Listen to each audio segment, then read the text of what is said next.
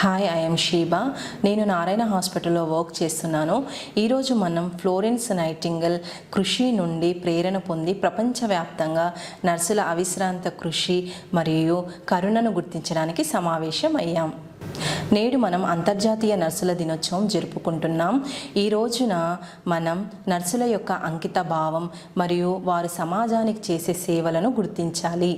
2025 నర్సుల theme నర్సుల సంరక్షణ మరియు ఆర్థిక వ్యవస్థలకు బలోపేతం చేస్తాయి. అంతర్జాతీయ నర్సుల కౌన్సిల్ ఈ థీమ్ను ప్రకటించింది. ఫ్లోరెన్స్ నైటింగేల్ 1820 మే 12న ఇటలీలోని ఫ్లోరెన్స్ నగరంలో జన్మించారు. ఆధునిక నర్సింగ్కి పునాది తత్వవేత్త.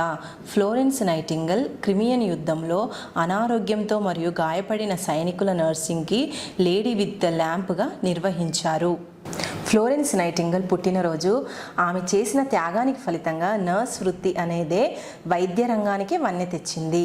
ఫ్లోరెన్స్ నైటింగేల్ ఈ వైద్య బృందానికి మార్గదర్శకత్వం వహించింది.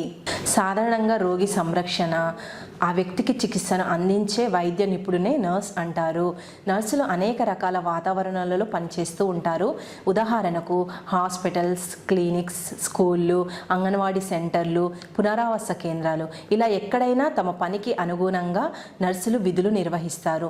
నర్సులందరికీ ఒకే విధమైన విధులు ఉండవు. నర్సులు వివిధ స్థాయిలో వారి బాధ్యతలు నిర్వహిస్తారు. నర్సులు ముఖ్యంగా అత్యంత నైపుణ్యం కలిగిన నిపుణులుగా గుర్తించబడ్డారు. నర్సులు చాలా కష్టపడే వృత్తిని ఎంచుకున్నప్పటికీ వారు ఎల్లప్పుడూ ఒక అంకిత భావంతో పనిచేస్తారు. వారి సేవలకు మనము ఎప్పుడూ కృతజ్ఞతతో ఉండాలి. Thank you.